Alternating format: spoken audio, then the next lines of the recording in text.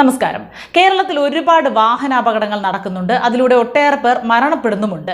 പല വാഹനാപകടങ്ങളിലും ഒരുപക്ഷെ ദുരൂഹതകളുമുണ്ട്. എന്നാൽ 90% സംഭവങ്ങളും വാർത്തകളായി പുറത്തു വരാറില്ല.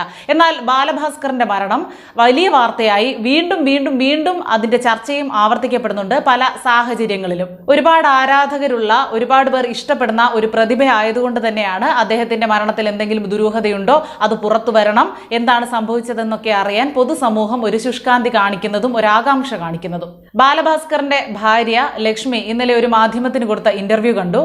നമ്മളെല്ലാവരും പ്രതീക്ഷിച്ചതുപോലെ ഒരു തണുപ്പൻ ഇന്റർവ്യൂ തന്നെയായിരുന്നു. ആ മാധ്യമ പ്രവർത്തകൻ ഒരു പ്രസക്തിയുമില്ലാത്ത പല ചോദ്യങ്ങളുമാണ് ചോദിച്ചത്. അതൊക്കെ അവർ ഇന്റർവ്യൂവിന് മുമ്പ് അവർ തമ്മിലുള്ള ധാരണയുടെ പുറത്താണ് അങ്ങനെ ഒരു ഇന്റർവ്യൂ കൊടുക്കുന്നതും അവരത് ടെലികാസ്റ്റ് ചെയ്യുന്നതും. അതുകൊണ്ട് അത്തരം കാര്യങ്ങളിലേക്ക് നമ്മൾ കടന്നിട്ട് യാതൊരു പ്രയോജനവുമില്ല. എന്നാലും അവർ ഇന്നലെ ഇന്റർവ്യൂവിൽ പറഞ്ഞ ഒരു കാര്യം, അത് നമുക്ക് കൂടി ബാധകമായിട്ടുള്ള ഒരു കാര്യമാണ്. നമുക്കിന്ന് സമൂഹത്തിൽ പ്രസക്തമെന്ന് തോന്നിയതുകൊണ്ട് ആ വിഷയം മാത്രം ഞാൻ എടുത്ത് സംസാരിക്കുകയാണ്.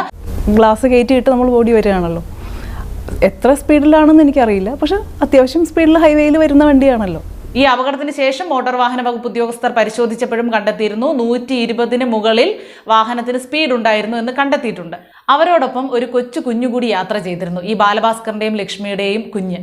കൊച്ചുകുട്ടികൾ നമ്മുടെ കൂടെ ഉള്ളപ്പോൾ ഒരു പരിധിക്കപ്പുറം സ്പീഡ് വരുമ്പോൾ അമ്മമാർ പ്രത്യേകിച്ചും പറയാറുണ്ട് പതുക്കെ പോകണമെന്ന്. ഒരു വാഹനം അമിത വേഗതയിൽ പോകുന്നത് എല്ലാവരുടെയും ജീവന്, അതിൽ യാത്ര ചെയ്യുന്ന എല്ലാവരുടെയും ജീവന് തന്നെ ഭീഷണിയാണെങ്കിലും പ്രത്യേകിച്ച് കൊച്ചുകുട്ടികൾ നമ്മുടെ കൂടെ ഉണ്ടെങ്കിൽ അവർക്ക് ഒരു മുൻകരുതലുകളും സ്വീകരിക്കാൻ കഴിയില്ല. അവർ വളരെ ഫ്രീ ആയിട്ടിരിക്കുകയായിരിക്കും. എന്താണ് സംഭവിക്കുന്നതെന്ന് അവർക്കറിയില്ല. വണ്ടിയുടെ സ്പീഡിനെ കുറിച്ച് അവർക്ക് ബോധ്യമില്ല. പെട്ടെന്ന് ബ്രേക്ക് അപ്ലൈ ചെയ്താൽ എന്താണ് ചെയ്യേണ്ടത്? കുഞ്ഞുങ്ങൾ തെറിച്ച് വീഴുക മാത്രമേ ഉള്ളൂ. നമ്മളാണെങ്കിൽ എവിടെയെങ്കിലും ഒന്ന് പിടിക്കാനെങ്കിലും ശ്രമിക്കും, അവർക്കൊന്നും അറിഞ്ഞുകൂടാ. അപ്പോൾ ഇത്രയും സ്പീഡിൽ പോകുന്ന ഒരു വണ്ടി സ്പീഡ് കുറച്ച് പോകണം എന്നൊരാവശ്യം പോലും ലക്ഷ്മി പറഞ്ഞതായിട്ട് പറയുന്നില്ല. ഇതുമായിട്ട് ബന്ധപ്പെട്ട് നമുക്ക് ചർച്ച ചെയ്യേണ്ട മറ്റൊരു വിഷയമാണ് ബേബി ഓൺ ബോർഡ് എന്നൊരു സ്റ്റിക്കർ. പലരും വാഹനങ്ങളിൽ കണ്ടിട്ടുണ്ടാകും. വാഹനത്തിന്റെ പിൻ ഗ്ലാസ്സിലായിട്ട് ഒട്ടിച്ചു വെച്ചിട്ടുണ്ടായിരിക്കും. മിക്കവാറും ഒരു മഞ്ഞ നിറത്തിലായിരിക്കും അത് ഒട്ടിച്ചിരിക്കുന്നത്. ഇത് ഒട്ടിക്കുന്നത് എന്തിനാണെന്നും അതുകൊണ്ടുള്ള പ്രയോജനം എന്താണെന്നും അത് മറ്റുള്ളവർക്ക് എന്ത് മെസ്സേജാണ് ആ ഒരു സ്റ്റിക്കറിലൂടെ കൊടുക്കുന്നതെന്നും ഈ ഒട്ടിക്കുന്നവർക്കും അറിയില്ല, ഈ കാണുന്നവർക്കും അറിയില്ല.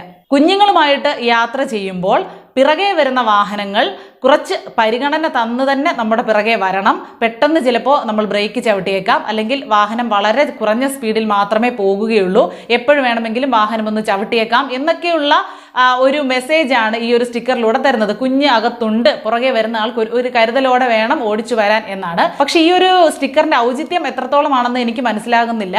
പലപ്പോഴും ചിന്തിച്ചിട്ടുള്ള ഒരു വിഷയമാണ്. വാഹനം ഓടിക്കുന്ന ആൾ, ആ കുഞ്ഞിരിക്കുന്ന വാഹനം ഓടിക്കുന്ന ആൾ തന്നെയാണ് ശ്രദ്ധിച്ചത് കൈകാര്യം ചെയ്യാനുള്ളത്. ഈ പുറകിൽ നിന്ന് വരുന്നവർ ഒരുപക്ഷെ ഇതൊന്നും ശ്രദ്ധിക്കുക പോലുമില്ല. ഇപ്പോൾ പല നിറത്തിലുള്ള ബേബി ഓൺ ബോർഡ് എന്നുള്ള സ്റ്റിക്കറുകൾ വരുന്നു. ഈ മഞ്ഞ സ്റ്റിക്കർ തന്നെ പരമാവധി കൊടുക്കണമെന്ന് പറയുന്നത് ആ നിറം പെട്ടെന്ന് നമ്മളെ ആകർഷിക്കുന്നത് കൊണ്ടാണ്. നമ്മുടെ കാഴ്ച പെട്ടെന്ന് അവിടേക്ക് എത്തും. ആ കുഞ്ഞുണ്ട്, നമ്മൾ പുറകെ പോകുന്നവർ കുറച്ചൊരു ശ്രദ്ധ കൊടുക്കണം. എൻ്റെ ഒരു അഭിപ്രായത്തിൽ ഈ വാഹനം ഓടിക്കുന്നവരാണത് ശ്രദ്ധിക്കാനുള്ളത്. പലരും കുഞ്ഞുങ്ങളൊന്നും ഇല്ലെങ്കിൽ തന്നെ ബേബി ഓൺ ബോർഡ് എന്നുള്ള സ്റ്റിക്കർ വെച്ച് മറ്റുള്ളവരുടെ ഒരു പരിഗണന കിട്ടാൻ വേണ്ടി അങ്ങനെ ചെയ്യുന്നവരുമുണ്ട്. ഇതുപോലെ തന്നെയാണ് എൽബോർഡുള്ള ആളുകളുടെയും അവസ്ഥ.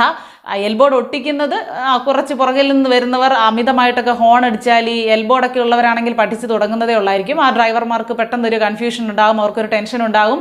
പെട്ടെന്ന് വാഹനം ഓഫായി പോകാനോ അവർക്ക് എന്ത് ചെയ്യണം എന്നറിയാത്തൊരവസ്ഥയൊക്കെ ഉണ്ടാകും. അപ്പോൾ ആ എൽബോർഡുള്ള ആളെ നമ്മൾ പരിഗണിച്ചുകൊണ്ട് അവർക്ക് ടെൻഷൻ കൊടുക്കാതെ പരമാവധി അവർക്കൊരു പരിഗണന നൽകിക്കൊണ്ട് വണ്ടി ഓടിക്കാനാണ് ഈ എൽബോർഡ് സ്ഥാപിക്കുന്നത്. എന്നാൽ എൽബോർഡ് വെച്ചുകൊണ്ട് ചീറിപ്പാഞ്ഞു പോകുന്ന ഒരുപാട് വണ്ടികൾ നമ്മൾ കാണാറുണ്ട്. വീട്ടിലെ ഏതെങ്കിലും ഒരു അംഗത്തിനായിരിക്കും ആ എൽബോർഡ് കൊടുത്തിട്ടുള്ളത്. പക്ഷേ എക്സ്പേർട്ട് ഡ്രൈവർമാരൊക്കെ ആ ബോർഡ് വെച്ച വാഹനം ഓടിക്കുന്ന തരത്തിലുള്ള പല കാര്യങ്ങളും ഇവിടെ കാണുന്നുണ്ട്. എത്ര കാര്യങ്ങളൊക്കെയാണ് ഈ MVDയുടെ കണ്ണെത്തുന്നത്. ഈ ഒരു തരത്തിലേക്കൊക്കെ പരിശോധന പോയാൽ ഇവിടുത്തെ റോഡ് നിയമങ്ങളിലെ പ്രശ്നങ്ങൾ ഒരിക്കലും പരിഹരിച്ച് തീരില്ല എന്ന് തന്നെ പറയാം. അപ്പോൾ പറഞ്ഞു വന്നത്, ബേബി ഓൺ ബോർഡ് എന്നൊരു സ്റ്റിക്കർ ഒട്ടിച്ചിട്ട് തോന്നിയതുപോലെ വാഹനം ഓടിക്കാം എന്ന് ചിന്തിക്കുന്നത് തെറ്റാണ്.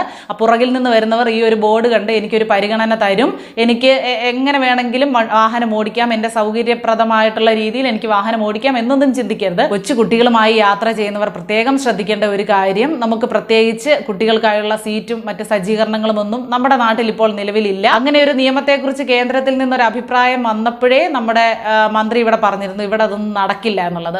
അപ്പോൾ ഇവിടുത്തെ റോഡുകളും അങ്ങനെ തന്നെയാണ്. പിന്നെ ഇവിടുത്തെ വാഹനങ്ങളിൽ അതിനുള്ള സജ്ജീകരണങ്ങളൊന്നും നിലവിലില്ല. നമ്മൾ ശ്രദ്ധിക്കാനുള്ളത് പിൻസീറ്റിൽ ഇരിക്കുന്നവരുടെ കയ്യിലായിരിക്കണം കുഞ്ഞുങ്ങളുള്ളത്. അവരെ സുരക്ഷിതമായിട്ട് മടിയിൽ വെക്കണം. കുഞ്ഞുങ്ങളുള്ളപ്പോൾ വാഹനം ഓടിക്കുന്നവർ വളരെ സാവധാനം, നമുക്ക് എപ്പോഴും പറയുന്നത് പോലെ സ്പീഡിൽ ഓടിച്ചു പോയാൽ കുറച്ച് നേരത്തെ അവിടെ എത്താം എന്നുള്ളതിൽ കവിഞ്ഞ് മറ്റൊരു നേട്ടവും കിട്ടില്ല. പെട്ടെന്നൊരു അപകടം ഉണ്ടായാൽ നമ്മൾ ആരും പ്രതീക്ഷിച്ചിരിക്കുകയല്ല അപകടം വരുന്നത്. വളരെ അപ്രതീക്ഷിതമായിട്ടാണ് അപകടങ്ങൾ എത്തുന്നത്. നമ്മൾ എത്ര ശ്രദ്ധിച്ചോടിച്ചാലും ഓപ്പോസിറ്റ് വരുന്ന ആള് നിയന്ത്രണം വിട്ടാണ് വരുന്നതെങ്കിൽ നമുക്കൊന്നും ചെയ്യാൻ പറ്റില്ല. അപ്പോൾ നമ്മുടെ നിയന്ത്രണവും നമ്മുടെ സ്പീഡുമെങ്കിലും നമ്മുടെ കയ്യിൽ ഒതുങ്ങിയിരിക്കണം.